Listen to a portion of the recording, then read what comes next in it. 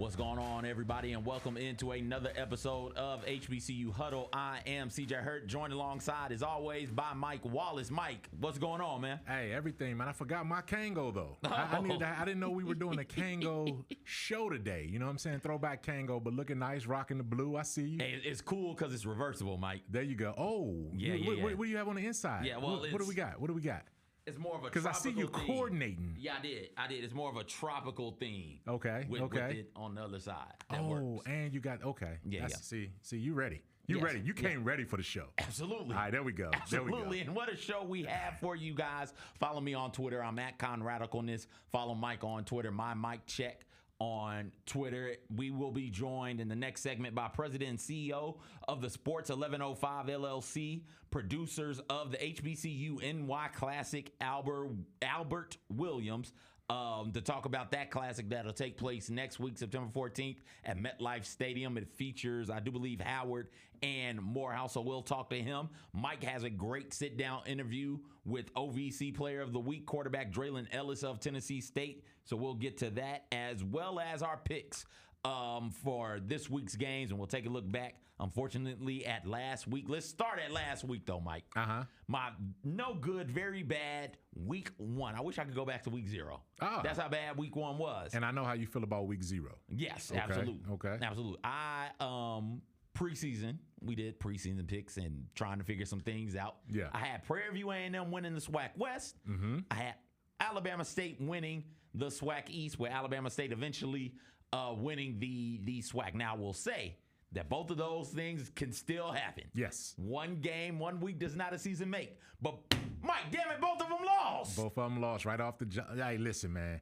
They combined to go 0-2, right? They combined to be underwhelming. And all of the preseason hype, like you said, there's still a whole season left ahead, but it's one of those issues where, you know, you see why it was not easy to just anoint a team as ready to go, right? That vacuum is huge to fill when you talk about, you know, what FAMU's not ready to let go of the SWAC yet. They're not ready to let go on either side. So, you know, both Alabama State and Prairie View A&M have a lot to be desired coming off of week 1.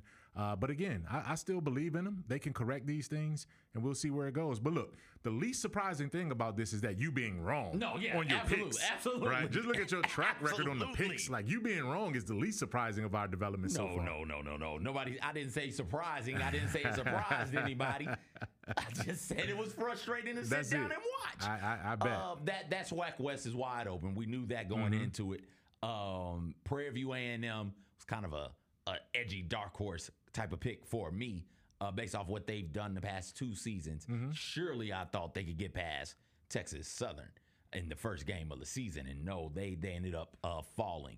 That one is, while it is surprising to me, it is the least surprising of the 2 when you talk about the game Alabama State lost to North Carolina Central, because that one was like, what are we doing? I have to lift the Kango.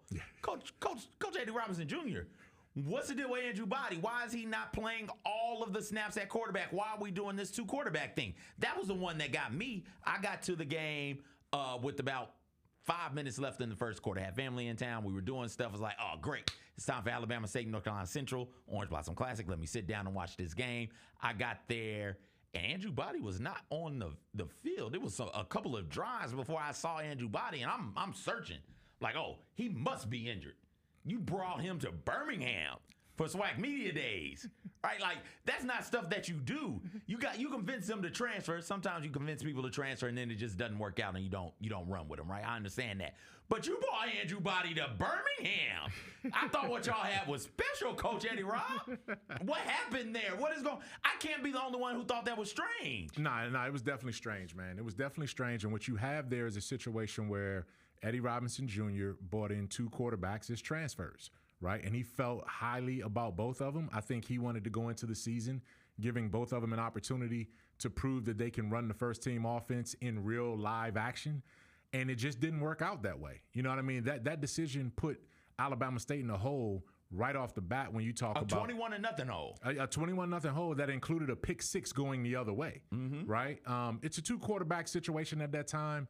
Body was the one that we always felt was going to be the guy that settled him down. Now, forgive me. Give me the other quarterback's name. O'Brien is considered the passer, the more traditional pocket passer. Body's more of the two-way dual threat quarterback, and his legs were able to be utilized in that game because the weather was horrible, right? And Body, I think, he plays with a different level of confidence, and I think that was one where you got to put it on the head coach, man. And Eddie Robinson Jr. is a stand-up coach. He took some of the criticism and some of the blame for it, but he can't go through this going back and forth. You got to make a decision because your season is on the line early with the way the SWAC is, and that's one I'm sure he probably wish he had back.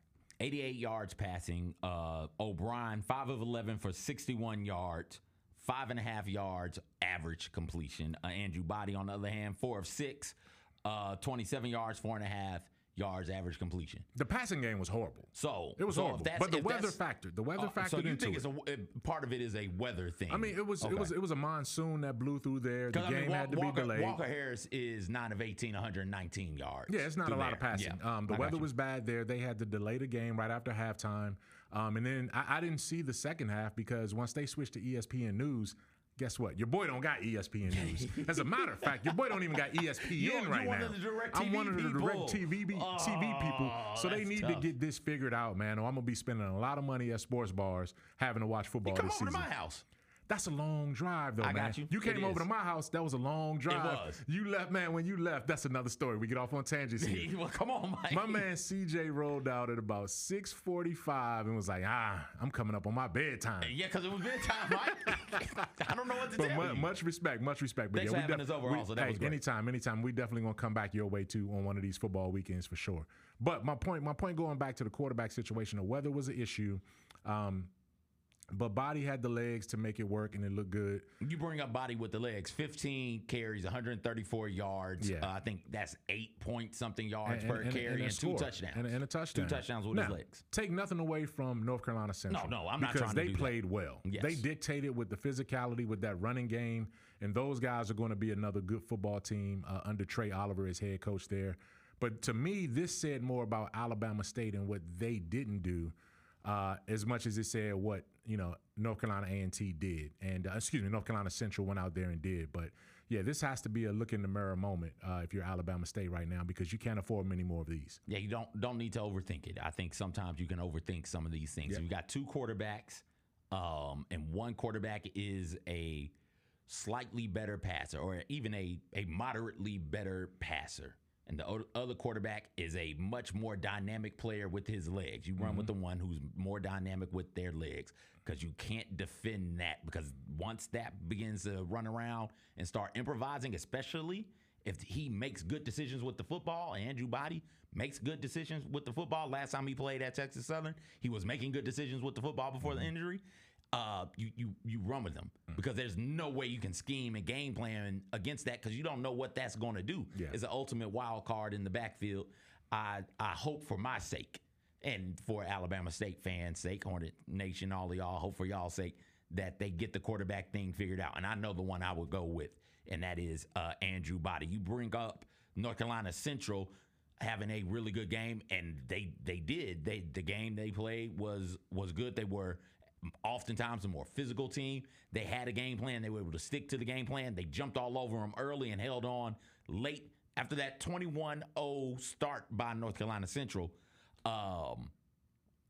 Alabama State ended up scoring 24-7, right? It was 21-0. If you get rid of that, Alabama handles that game. But North Carolina Central, to their credit, were able to jump on top and jump all over Alabama State early in that game, and then hold on late. So much so that they ended up placing not 1 but 2 players on the MEAC Player of the Week list. So as we take a look at that, run through some of the Players of the Week in the HBCU sphere. Offensive Player of the Week in the MEAC, Jamari Taylor, running back from North Carolina Central, 128 yards rushing, 3 total touchdowns. There was 2 rushing touchdowns and 1 receiving touchdowns, I do believe, for Taylor. Defensive Player of the Week, Cole Jones, defensive back out of North Carolina Central. I brought up that pick 6. He had that pick 6. Also a 1.5 tackles for loss and 6 total tackles on the game. Over in the SWAC, On the offensive side of the ball, we hadn't talked about this game yet. Daniel Richardson, Florida A&M, 282 passing yards and 3 touchdowns, led Florida A&M in that fourth quarter comeback against South Carolina State at Bragg. They were down 11 going into the fourth quarter. Mike, when you were sitting there watching that contest, did you think, oh no, FAMU, this is it. FAMU's played with fire long enough. This is where they jumped up and get burned. Nah, because they were playing at Bragg. Had that game been anywhere else, I think they probably wouldn't have been able to figure out a way to muster the confidence they needed to close. But at Bragg, where they've won 22 straight now, look, they as Daniel Richardson told me last week in our HBCU Huddle player interview, look, we don't lose at Bragg. I just got here, but hey, the elders tell me this is not a place where you let a game slip away. They keep playing with fire, but maybe this is their MO. Maybe their MO is that, hey, we're not going to come out and dominate, but we're going to be clutch. Some teams is just better, and they know what they can do when the game is on the line, and they know how to make plays. You don't want to live on that formula because eventually you're going to die on that formula. But when you have guys that are confident in a program that is used to doing this, shout out to Florida A&M. But I think this reveals some of Florida A&M's flaws, and they still have a lot to put together. But it also gave an encouraging performance for Chinnis Berry in his debut as South Carolina State's coach. To go into Bragg and put yourself in position to be up double figures going into the fourth quarter, South Carolina State won't be long in this rebuild that they're going through right now. Michael Opong of Florida A&M got defensive player of the week honors out of the SWAC. 3 tackles, 2 tackles for loss, and 2 pass breakups. Over in the Big South /OVC, offensive player of the week, somebody we are familiar with in this area, Draylen Ellis, quarterback, Tennessee State, 21 of 33 against Mississippi Valley State, 356 passing yards and 3 touchdowns. Mike made the trip up to Nashville to sit down with Draylen Ellis earlier this week. Let's take a look at what the two had to say. All right, it's the HBCU Huddle for Grind City Media right here at Tennessee State University with Big South OVC Offensive Player of the Week and Olive Branch native quarterback Draylen Ellis. Draylen, you passed for 356 yards, 3 touchdowns, came out, had a record-setting type performance, man, as you guys got off to a 1-0 start. Before we look ahead to what's coming this week, let's look back to last week. What worked so well for you in your season debut as a graduate student now? I would say the thing that worked best for me is really just Coach Parcher really starting me early, getting me warm early with quick hitches, quick slants and stuff like that, so I can get my arm warm, get in the game, get in the flow of the game. So I would say big shout out to him. Really, it's just been since the spring, just going back to the spring when he first got here, he really just been having that confidence in me to really just take over and really just lead my offense like I know how to. So it was really just making me feel comfortable back there, and I felt comfortable. From the spring to training camp, Coach Eddie George said right off the bat that, hey, the keys are in your hands. It's up to you to drive this thing right now. How much did that give you sort of the confidence that, hey, you can go out there, work through some issues, work through some mistakes, but still maintain that confidence it takes to lead this offense? Yeah, they've been, like I said, since Coach Partridge and Coach George been on me since the spring. So when stuff happens, when stuff bad happens, really just how you respond. So I really just been working on that. And one thing I've been working on also is leadership. So lead by example, really just having a positive energy. So when my teammates look at me, they'll have a positive energy too. Is it setting in right now? I mean, I know when you came in, you took the league by storm, had a great rookie season, all-conference type rookie season. Now you're on the back end of it as a graduate transfer. What does that maturity feel like in terms of how you're processing things as a leader? Really just knowing that guys are looking at me. I play quarterback, so it's a specific position. Everybody on the team is looking at you, not just the quarterbacks that's behind you or the receivers or anything like that. On defense sides too and special teams. So really just knowing that, and I know that for the past 3 years, I really just haven't taken that next step of the leadership role. It was really just do or die. So I really just took that role and just ran with it this year. So. And then when you look back, I mean, I remember last season, you guys, I think, got all the way to the UT Martin game and really had a chance to take the conference and play for first place. It kind of got away with you towards the end, the last 2-3 games. How much was a learning lesson for coming up that close but then falling short? How much of that are you guys carrying into this season? You need to take an L to really just see how it feels and really just get that bad taste out your mouth. So really we just taking one game at a time. me and my guys, we always say 12-0, but we're taking one game at a time. So as long as everybody just do they want to live and everybody just do their job, we're gonna be good. And then when you look at this coming week, North Dakota State, we obviously saw them against Colorado almost pull off an upset going from FCS to FBS. That's a tough place to play. They've won championships after championships up there. The Dome can be intimidating going that far. What is the message to the team? What has it been this week after you guys have watched film? What have you seen about North Dakota State first and foremost? Really just I would say speak on the defensive side. They really run to the ball. Everybody is swarming to the ball. They're playing as one, and that's all we need to do. We don't need to go up there trying to make too many plays. We just need to let the game come to us and really just let the plays happen. So that's really it. When you look back, though, I mean, last year you guys went to South Bend, Notre Dame. Yeah. So that's as big time of an atmosphere. Eddie George said that, hey, we want to get our guys exposed to what big time college football is all about. We're not going to be intimidated. Did that mindset sort of help you guys going into this game? Two different opponents, but still, you know that it takes a lot to go on the road and win, especially in a big time environment.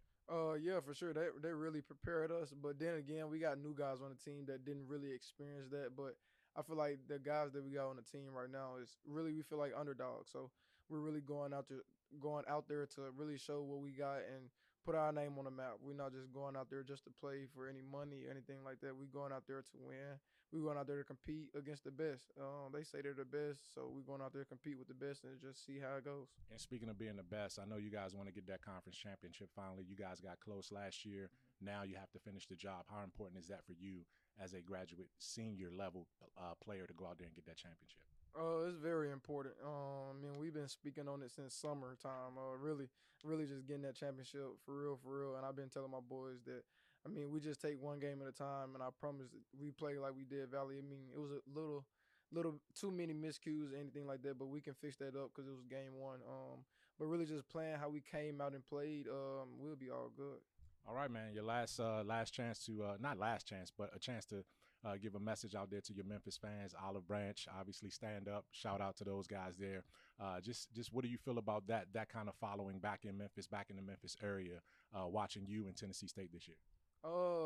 Keep supporting us. We're doing some big things. I know the last 2-3 years for you TSU fans, really wasn't what y'all were expecting, but we really got new players and like a new enthusiasm to us, new confidence to us. So just keep supporting us. We need all the support that we can get and go Big Blue. Hey, now take care of business in North Dakota State. Then you guys come to Memphis for the Southern Heritage Classic. How much of an enticing atmosphere is that going to be for you and your fam? It's very enthusiastic. I would say because my family get to be there and it's close to home, but it's a lot of guys on this team that's from that area that sometimes their parents may not make it to other games and stuff like that. So they finally get to see them play in person. So just come out, support, and go Big Blue once again. All right, well, one game at a time. Take care of North Dakota State, and then it's at Memphis for the Southern Heritage Classic against UAPB. For Draylen Ellis, I'm Michael Wallace. Keep it locked on all of our content. Now back to the HBCU Huddle. Great interview. It's great hearing from Draylen. It's great getting to sit down and talk to him. We talked to him, both of us did last year around this time. And if that Tennessee State offense can put up 41, like that's going to be special for them going into the rest of the season. We got our Huddle Player of the Week decided on by a panel of me. This week's Huddle Player of the Week, I'm the panel, Mike. Yes, I am. Jada Byers, running back out of Virginia Union. 211 rushing yards, 3 rushing touchdowns, an average 15.1 yards per carry in their contest this week, or last week, week 1. Currently, those 3 touchdowns put him at the 50 career touchdown mark. Records will be broken by him this season. I look forward to continuing to watch him play and break those records. All right, we got to take a break right here in the Built for Tough studios. When we get back, we'll be talking some HBCU, slow down, HBCUNY Classic with Mr. Albert Williams. You won't want to miss it right here on Grind City Media. There's no substitute for experience, the knowledge gained from having been there before, and the passion to share what you know to make everyone around you better. It's true in basketball. It's true in banking. Grizzlies checking from Pinnacle. Play hard. Bank easy. Open a Grizzlies checking account with at least $100 and a recurring direct deposit by August 31st, and you could receive a $200 direct deposit bonus into your account. Details at grizzliesbanking.com. Member FDIC. Sonic Radio. Welcome back to Sonic RNDIO. That spells radio with me, the CIO. This just in, the new Sonic $1.99 menu lets you build a crave-worthy meal for just $1.99 an item. Whether that's a creamy shake, crispy tots, or a quarter-pound double cheeseburger. This just out. Ostriches. They're mean, not very cute, and in my opinion, way too big for a bird. Don't miss the Sonic Fun 99 menu. 5 items, always $1.99. Live free, eat Sonic. Tax not included. See menu for details. Maxwell in concert. The Serenade Tour. October 16th at FedEx Forum. Maxwell. With special guest Jasmine Sullivan. And October London. Tickets on sale now at livenation.com. Don't miss Maxwell Live. When it's all on the line, you turn to the strong, the stable, the unwavering. To those with a history of raising their performance, to meet the moment. It's true in basketball. It's true in banking. Grizzlies checking from Pinnacle. Play hard. Bank easy. Open a Grizzlies checking account with at least $100 and a recurring direct deposit by August 31st, and you could receive a $200 direct deposit bonus into your account. Details at grizzliesbanking.com. Member FDIC.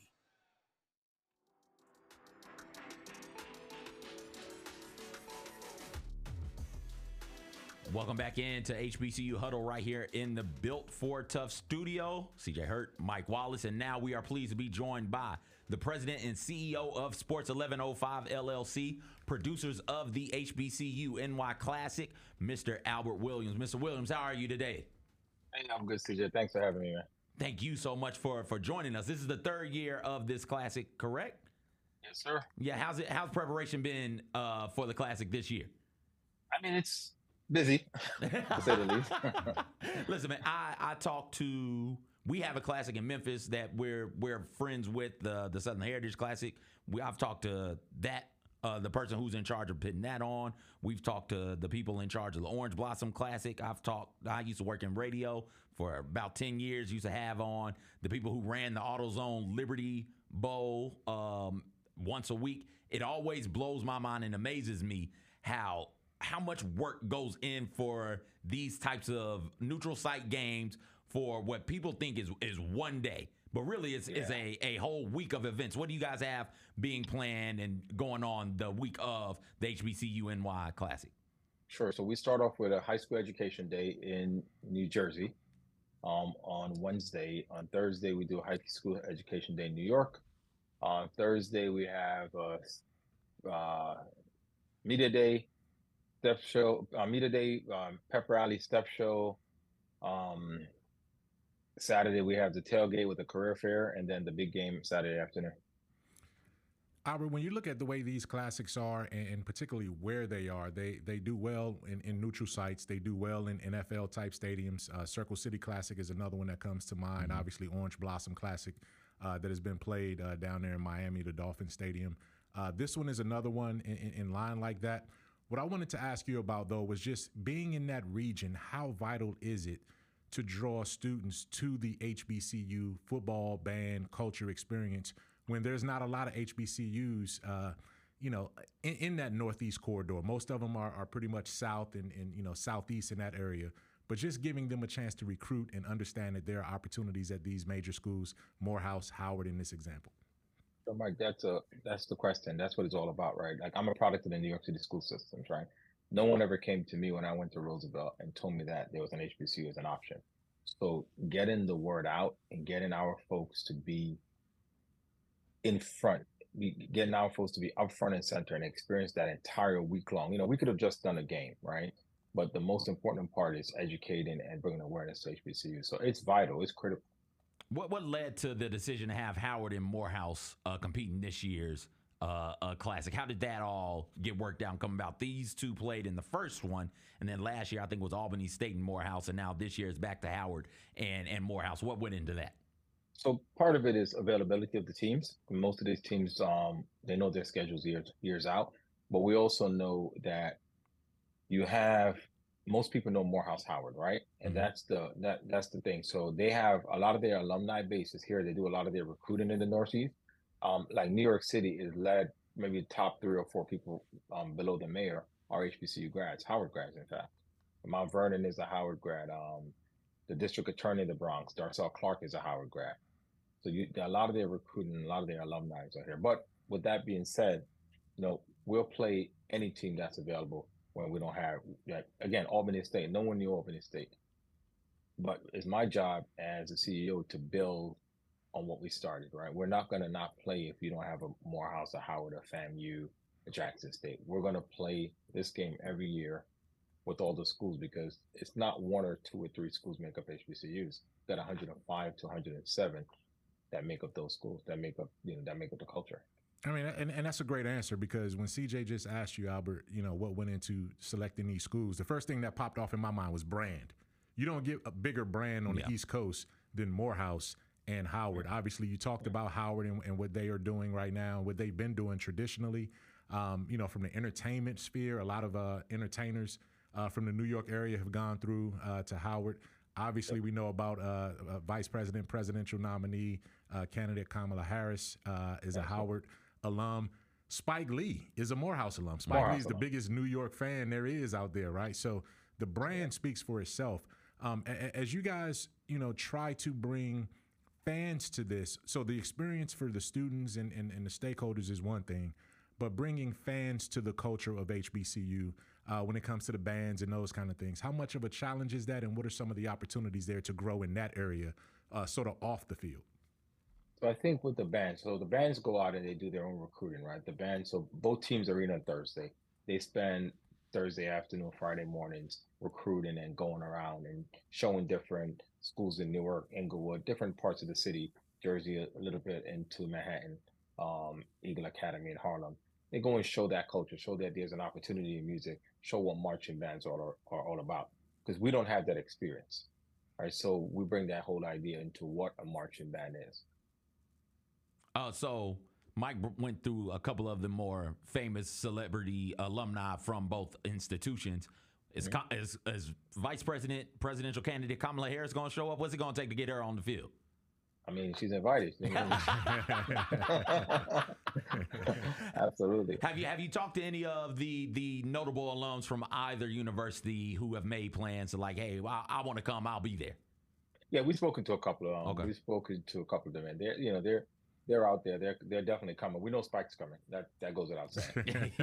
He's a huge sports fan. Anytime there's something around New York, he's gonna be there, man. Yeah, Samuel L. Jackson. Yeah, Samuel L. Jackson also went. This is a great time to have those two brands there. And when you look across the landscape, I know how economically challenging it is to pull off a classic. Right? Some of them do well just because they're grandfathered in. The tradition is just there. The Bayou Classic is always going to be successful.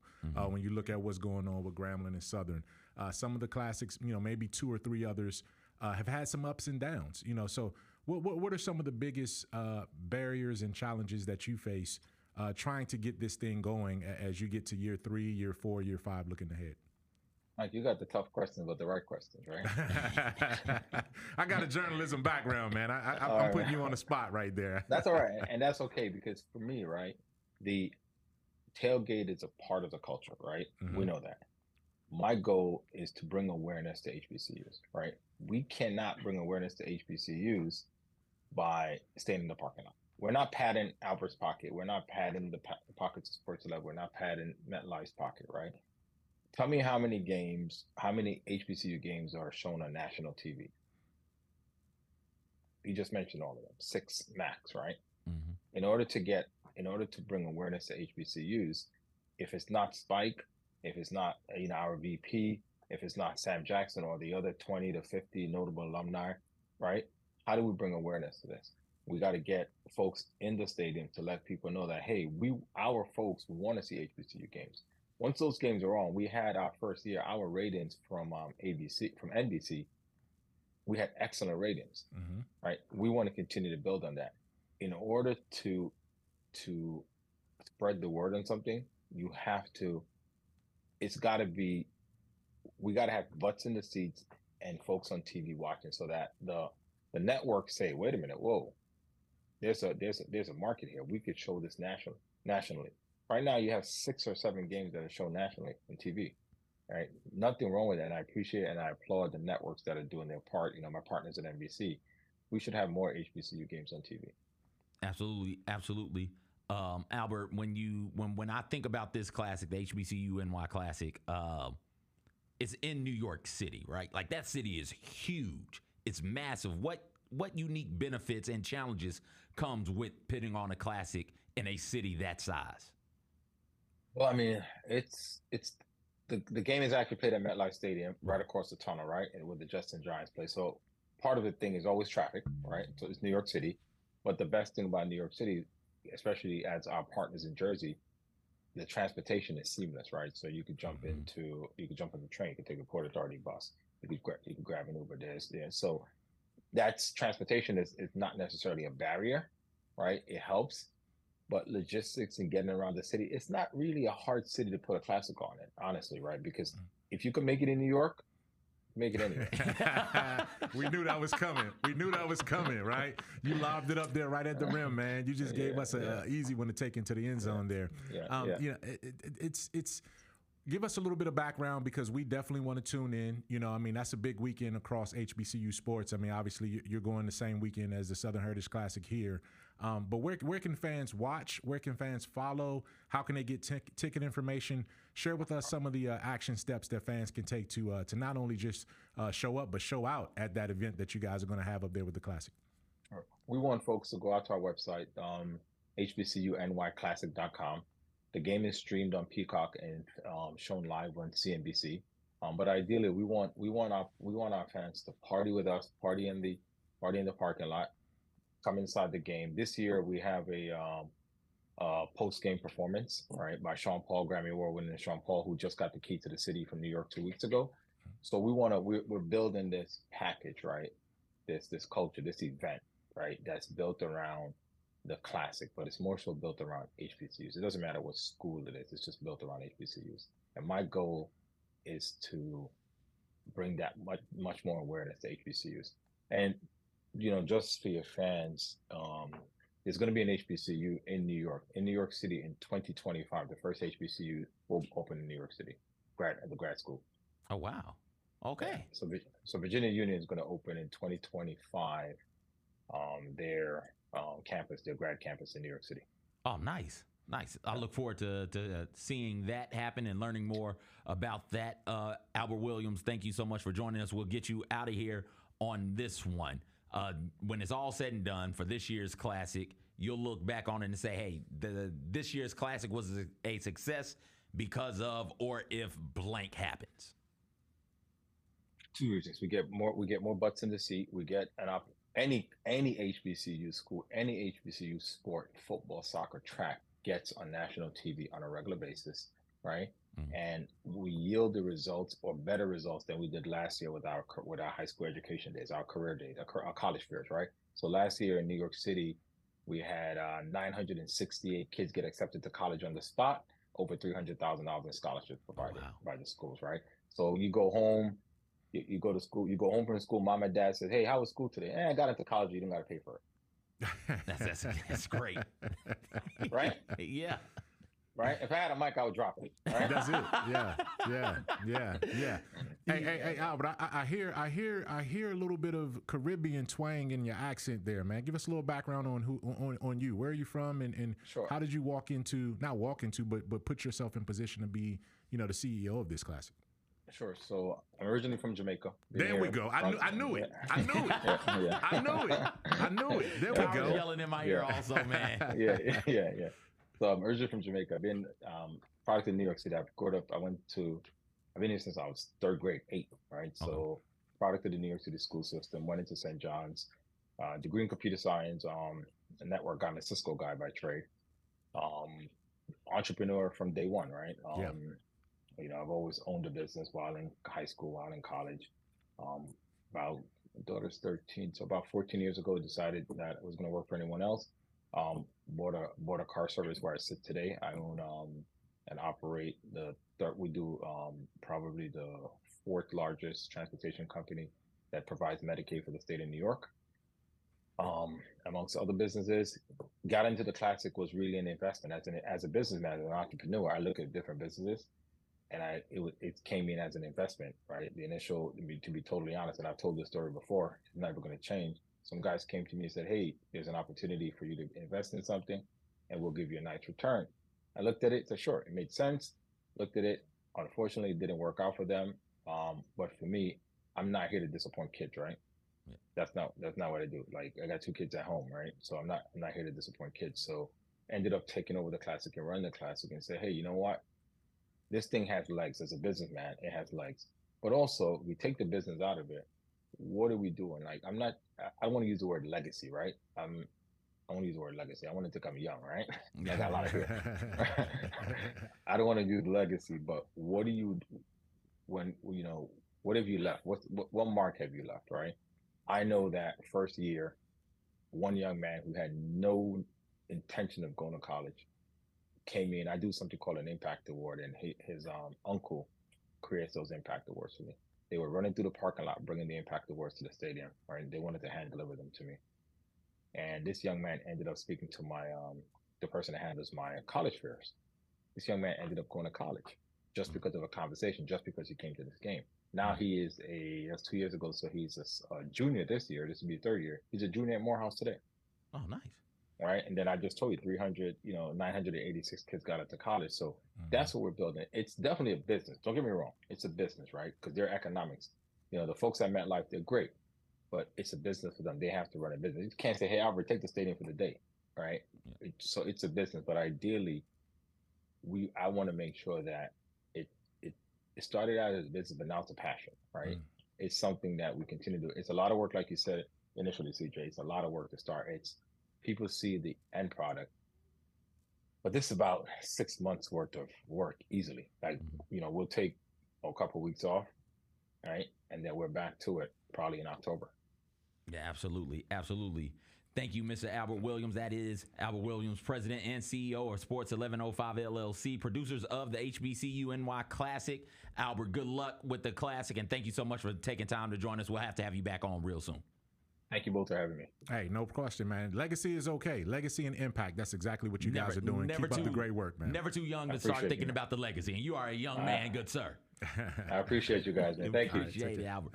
All right, we got to take a quick break. We got more to get to on the other side. There's some big news coming out of First Take that involves HBCUs. There's a new basketball tournament as well that we want to talk about. And don't forget, we got our Pick Sixes all coming up next on HBCU Huddle in the Built for Tough Studios on Grind City Media. There's no substitute for experience, the knowledge gained from having been there before, and the passion to share what you know to make everyone around you better. It's true in basketball. It's true in banking. Grizzlies Checking from Pinnacle. Play hard. Bank easy. Open a Grizzlies checking account with at least $100 and a recurring direct deposit by August 31st, and you could receive a $200 direct deposit bonus into your account. Details at grizzliesbanking.com. Member FDIC. Sonic Radio. Welcome back to Sonic RNDIO. That spells radio with me, the CIO. This just in, the new Sonic $1.99 menu lets you build a crave-worthy meal for just $1.99 an item. Whether that's a creamy shake, crispy tots, or a quarter-pound double cheeseburger. This just out. Ostriches. They're mean, not very cute, and in my opinion, way too big for a bird. Don't miss the Sonic Fun 99 menu. 5 items, always $1.99. Live free, eat Sonic. Tax not included. See menu for details. Maxwell in concert. The Serenade Tour. October 16th at FedEx Forum. Maxwell. With special guest Jasmine Sullivan. And October London. Tickets on sale now at livenation.com. Don't miss Maxwell Live. When it's all on the line, you turn to the strong, the stable, the unwavering. To those with a history of raising their performance, to meet the moment. It's true in basketball. It's true in banking. Grizzlies Checking from Pinnacle. Play hard. Bank easy. Open a Grizzlies checking account with at least $100 and a recurring direct deposit by August 31st, and you could receive a $200 direct deposit bonus into your account. Details at grizzliesbanking.com. Member FDIC.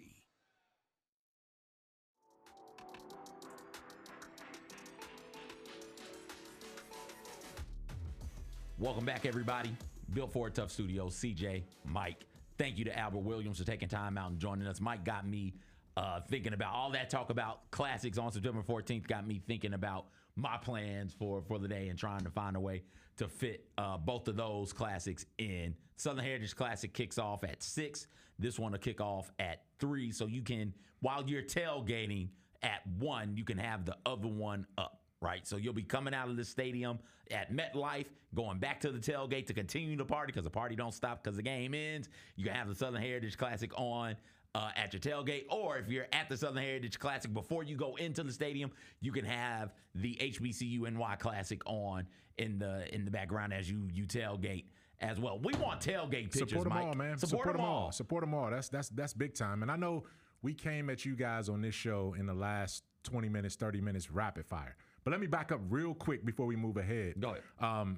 HBCU Huddle's Player of the Week, Jada Byers, man, incredible numbers he put up in that game. What'd you say, 211 rushing yards? Throw that, if you can, Kyron, throw it back up. 211, 3 touchdowns, Yeah, I mean, think. yeah, you don't even got to throw it back up. It is what it is. I mean, I know we kind of got to it real fast and moved on. One last word, too, on Draylen Ellis. Those guys are going to be going up to North Dakota State, Tennessee State. Going up to North Dakota State, number 2 team overall in FCS in the nation, number 2 overall, and they had a great game. They should have beat Colorado in that game, and that would have been an upset FCS over FBS right there. So no short task right there for Tennessee State. But as I talked to Draylen and some other players up there the other day for that interview, they're not intimidated because a lot of this team went up to South Bend and played, Notre Dame. So if you can go into that environment, you can go to North Dakota and try to get some things done. I'm looking forward to big things from Tennessee State from that standpoint. I would assume they still got players on the roster from that Eastern Washington. That's a couple years removed. Yeah. Draylen Ellis certainly was part of that team too. No, he might have been at Austin Peay. Was he a part of that Eastern? That would have been that might have been his first year because remember he left Austin Peay as after freshman year. He's a graduate student transfer now. So that was 5. He's been there 5 years, man. As long as it's been at Tennessee State for 4, but then overall 5. So yeah, man, there's some good things. I want to give a special shout out because while I was in Nashville, I had a chance to hang out at Tennessee State on the campus. Went to the Student Activity Center, went to the Music and Communication Department, hung out at their new dorm structure, Residential Life, passing out HBCU Huddle flyers, talking to people about HBCU Huddle and Grind City Media and what we're doing here. And I said, hey, what would CJ do if he was here? If he was in Tennessee State, he'd drive 2 more streets up and get over to Fisk. Yeah, right? That's exactly what he would do. So I went over to Fisk, hopped into the 88, I think it's 88 FM, the radio station, talked to them, their station managers. So pretty soon, man, if you're at Fisk, you're going to have a chance in the Nashville area to hear HBCU Huddle on the airwaves there. We want to get that kind of relationship going with these schools, our HBCUs. So I'm looking forward to that. Hung out at Fisk, cafeteria and the library, passing out some material. A lot of time spent at both. Yeah, man. Yeah, so it was good. It was good. Nashville is a big market for us, man, and we want to reciprocate that, show that HBCU Huddle love. And then, again, shout out to Albert Williams for joining us, man, because he doesn't have to do that. We want to spread the word for him in that classic, and he's reaching all the way back down here because you never know who's going to be in that classic in years moving forward, but we've established that relationship right here today on HBCU Huddle. So I just wanted to do some house cleaning and circle back before we move forward. Absolutely. You brought up going to Tennessee State. Yeah. Spent some time on that campus. Spent way more time on the campus of Fisk. That's when Fowler worked. And when I needed to be tutored in math and chemistry, I would go to that library, get tutored, then take the long way home because, Mike, believe it or not, my grades were bad and I wasn't allowed to be on the phone. Well, that's but if I'm tutoring, when you're going to tutoring, that's usually why. Yes, right. So it usually makes sense. But they would give me my phone because I'd be walking middle of the night, and I would take the long way home so I could call under the guise of safety. Yeah, so I could call some people and talk on the phone. NYSP spent time at Fisk on campus at the NYSP program, so we used to eat in that cafeteria. Did you do the other things CJ would do? You're in Nashville. Oh yeah, I did. And we got to get them sponsoring, man. I went to the hoodest soul foodest, blackest Mexican restaurant in the country, man. San Antonio Taco Company. Shout out Satco at the corner right there, right across from Vanderbilt, man. And I had me a CJ special, man. I didn't get the queso, though, because CJ loaded his plate up. But I did get the 3 tacos, man. I got a pork one, a steak one, and a chicken one. Did you get the sweet tea? I got the sweet tea. Did it make you go?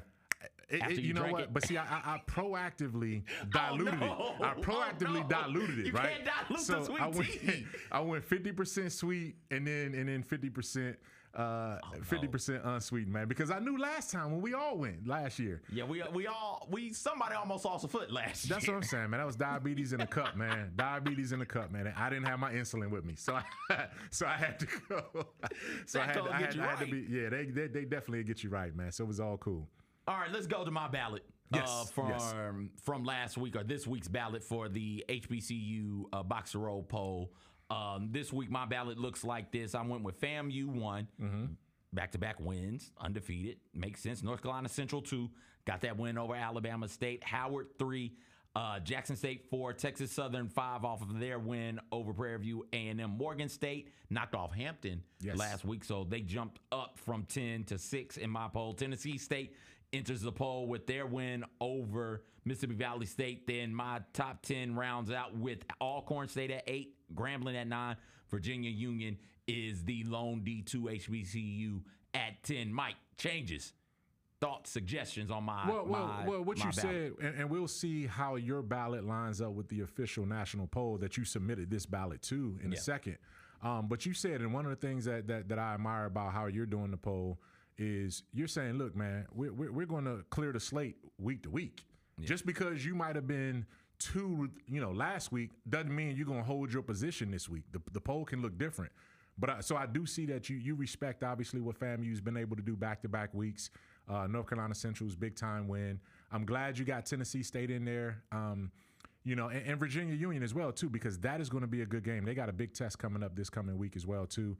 And then we'll get to it in a second. But Grambling State at number 9, I think they're going to – don't hold them back if they beat your Tuskegee Tigers this coming. If they win. So Grambling got to lose to get your respect. Good poll there. Let's take a look at the Boxer Roll, the official Boxer Roll poll. And on that one, you'll see Florida A&M, 16 first-place votes, sitting there at number 1. North Carolina Central at number 2 with 3 first-place votes. Virginia Union up there at 3, followed by Howard. Alabama State drops to 5 after their loss. Virginia State comes in at 6. Jackson State 7. Tennessee State 8. Texas Southern 9. Morgan State holds firm at 10. I got no qualms with that. Jackson State played well. Jackson State went to Louisiana Monroe and played well that game. Got away from them at the last part of the fourth quarter a little bit, but they went up there and made it a game, a slugfest for 3.5 quarters, man. That's a hard thing. TC Taylor's doing some good things, and now they get a chance to get right this Saturday against Lane. That's the hard thing for me is like early in the season we got these bye games, and so you'll look around and Jackson State will be 0-and or Howard will be 0-and, and it's all right. I don't know what to make of it because they are playing up a division, and so I don't want to penalize you for playing up a division. You kind of got to do that. As long as you don't get beat 120-0, I'm not going to hold that against you. I thought it was interesting that the media pollsters have Virginia Union top 3. Like that is saying something about how special they think that season will be up there in Virginia for those guys. So just something to keep an eye on. We got a lot of big games to get to this week. A lot of those teams in the top 10 are on our pick 6s, Mike, and we'll talk about them some more after we talk about the HBCU Huddle game of the week. The tale of the tape. Mike Wallace, I don't know if you know this or not. You do know it because you brought it up. Grambling State Tigers, Tuskegee Golden Tigers, they play this week. Grambling's all-time record, 534, 239, 18. Right now, they're 0-1, one of those bye game losses. They hadn't played anybody in the SWAC yet. Notable alumni, I didn't know this, E40. Yeah, I didn't know E40 was a Grambling alum. And, of course, Mike Wallace. And he didn't stay there long. Okay. But there was a time when, and this was my freshman year, E40 came through, obviously Erykah Badu is from there. Yeah, Charles Blow, the columnist and national political figure from New York Times. But yeah, E40 came through, and his aunt is the music director in the piano. She's but she's one of the music directors. When I was a student there, she was there. All right, player to watch. Miles Crawley. And hold up, man, throw that graphic back up there because I got a bone to pick. Ain't no way in hell Tuskegee only lost 35 games historically. Mike, that's what they saying. It should be 350 something. It should be 350 something. Ain't no way in hell they got a 900 winning percentage. That's Tuskegee, baby. What can I say? Yeah. We just had to get that in there. Hey, come on now. Miles Crawley is the player to watch for Grambling State star quarterback, preseason SWAC Offensive Player of the Year. Let's see what he can do against Tuskegee, whose all-time record is 637 something and 51. Right now they are 0-1 after that debacle. I don't know what the hell is going to take for Tuskegee to win a Red Tail Classic. That's their classic, and they keep losing it. Notable alumni, Rich Boy. Throw some D's on it. Oh, Rich that's what Boy, it is. Yep. Okay. And then myself, obviously, pretty damn notable player to watch. Running back Johnny Morris, the third for the Golden Tigers. If they're going to stand a chance against Grambling, they got to get that run game rolling and humming. Mike Wallace.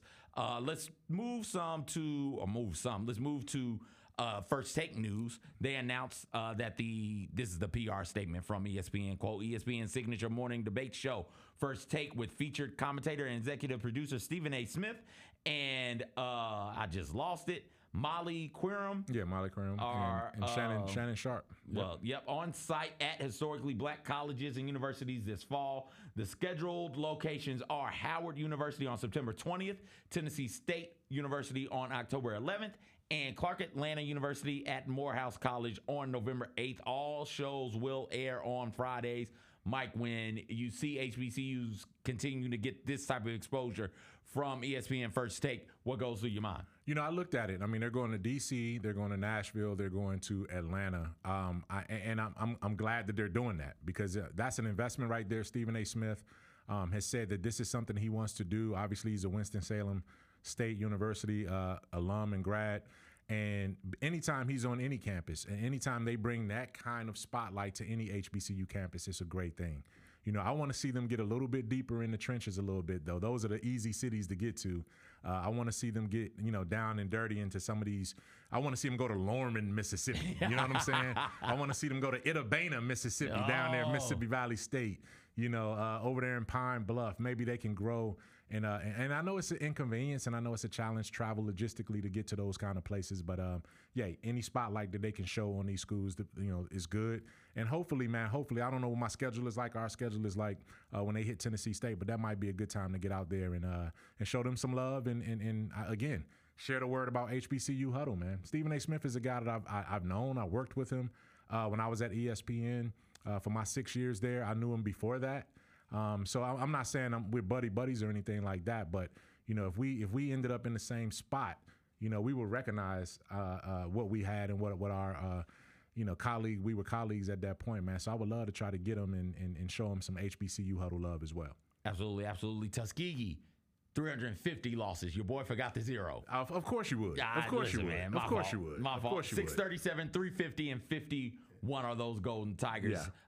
Real quick, there's going to be a new HBCU only postseason men's and women's basketball tournament in Charlotte, which I'm excited about. The Black College Invitational Championship will take place March 20th through the 23rd in 2025 at the Bojangles Coliseum in Charlotte, North Carolina. 16 teams, men's and women's, to decide a Black College basketball champion.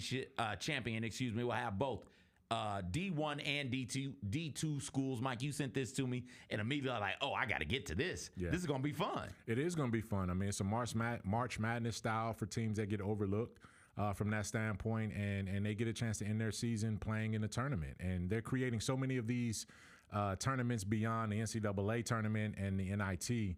You might as well, try to do one like this. Hopefully good teams will be able to get in there and compete. And again, I would be remiss. I mean, I saw it. I passed it on to you. Quoita Rashay Wallace passed it on to me. She was like, "Hey, y'all got to talk about this." So I appreciate my wife for giving me the shout out and look that up. She saw it. It came by her feed, and then she immediately said, "Hey, we got to get this on to talk about it on the Huddle." So I'm looking forward to seeing how this tournament does. It's going to be intriguing. Oh, absolutely, absolutely. I'm sure we'll have more on that. We'll try and get somebody from that event on closer to the time for the tournament. Now it's time for our pick sixes. Let's look at last week's debacle by me. I went 3-3 last week. Missed on South Carolina State versus FAMU. I had FAMU. I had Prairie View A&M knocking off Texas Southern. Missed there, and I missed on Alabama State knocking off North Carolina Central. So 3-3 week. Not great. 500 is fine. It'll do in a pinch, but want to push that up. Mike, on the other hand, went 4-2. Mike went 4-2. His only misses were Texas Southern Prairie View A&M over Texas Southern, and Alabama State over North Carolina Central. Let's go to this week's pick six, where I hope to make a little bit of ground up this week. Yeah. Give me Alabama State over Miles.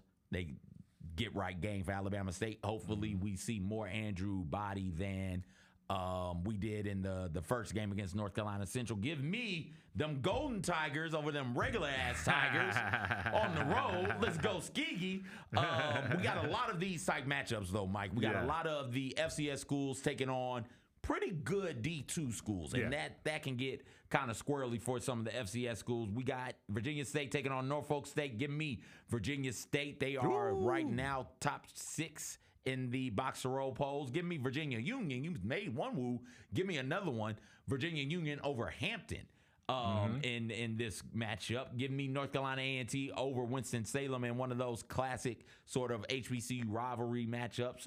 Give me that, the Aggies over Winston-Salem State. And we got, because it is a top 10 team, a top 5 team in all of the FCS taking on HBCU, North Dakota State taking on Tennessee State. You brought it up, Mike. They should be able to handle, Tennessee State should be able to handle the raucous environment that they're going to be playing in. It shouldn't surprise them because, like you said, they played at Notre Dame last year. But I think North Dakota State is a class above Tennessee State right now. Give me North Dakota State over Tennessee State, and what I think will be a close contest, a one-score game, 8-point win for North Dakota State over Tennessee State. But they do beat them nonetheless. Mike, what do you got in your pick six? Hey, well, I'm gonna go right off the top too, man. I think we agree on a lot on this board, with the obvious exception of one. But I'm gonna go Alabama State over Miles, which is what I have right there. I agree with you on that. You know, I'm going to have to disagree. Not only will Grambling State beat Tuskegee, they're going to beat the hell out of them, CJ. No, they won't. They're going to beat the hell out of them. You think this is Alabama A&M? They're going to beat the hell out of Tuskegee. No. And listen, man, look, the coaching staff at Grambling invited us to come down there. Mickey Joseph, invited us to come down there and experience that game. We're not going to be able to, but we're going to definitely be there in spirit. We're going to be following it as much as we can. And next week, I'm going to have the chance to brag about this. So Grambling State over Tuskegee. Mike Wallace over the CJ. This is the Mike Wallace CJ Eric Classic right there. So I'm going to take Grambling. We'll see what happens, who has the bragging rights next week. Norfolk State over Virginia State. I think Dawson Odoms, he's played 2 great games. They went and played East Carolina after losing to FAMU in that 1-point game in the MEAC SWAC Challenge. They are fighting. They're fighting for them. They're trying to do something. I think they finally get on the board and beat a really good Virginia State team. They got to, because if they lose this one, it's going to get real dicey really, really quickly for Norfolk State. After that, Virginia Union and Hampton. That's going to be an interesting one, man. Like, as much as I want to go Virginia Union, I think I did. Go ahead, Kyra. Help me out here. I did go Virginia Union over Hampton, but it's a toss-up. It really is. This is an upset, essentially, because you got a Division II going up against an FCS team right there in Hampton. Hampton lost a close one last week. I don't know if they want to lose another one like this, but I do think Virginia Union pulls it off right there. North Carolina A&T will knock off Winston-Salem State University. I think A&T is still rebuilding in year 2 under this new coaching staff and this new regime. They still got a lot of work to do, but this is one of the ones that they have to win on their schedule. And last but not least, my heart and everything in me wants to say Tennessee State can win this game. If it was neutral site, I think Tennessee State could probably pull off the shocker. But teams don't go into that dome and beat North Dakota State. You know who's number 1 and number 2 in the FCS polls overall? North Dakota State and South Dakota State. That's it. And every year, every right? single year. So it's going to be almost impossible to go in there and do it. I like Draylen Ellis's confidence. Go back and check out our interview again if you missed that with Draylen Ellis, quarterback at Tennessee State University. It's going to be a great game, and I just want Tennessee State to go out there and prove that, hey, they are how they perform. They can come back with an L. They're going to get a check. They can come back with an L, but if they can keep this game close, one possession, maybe a 10-point game, it's going to help their playoff resume, especially if they could take care of business in the Big South OVC this year. So that's my pick 6. We'll see how we line up next week. Absolutely, absolutely. So that does it for us this week. I want tailgate pictures. Okay. Send me tailgate. Only one who ever sends them to us is Kelvin Gates. Yes. And shout out to him for that. But I want more. If you're listening at the tailgate, go tap your partners standing next to you at other tailgates. Let them know that they want to listen to this while they're on the grill, grilling up deliciousness ahead of their whichever football game you're tailgating at. And send us pics of the tailgate. We'll show them on the show, man. I'm at Con Radicalness. Mike's is more manageable. He's at my Mike Check. You guys can get that one right. Mike with a M-I-K-E. I can't spell Con Radicalness. I don't even remember how I did it. But thank you guys so much for hanging out with us and wandering about. We'll talk to you again next week real soon. For Mike, I'm CJ. Everybody take care.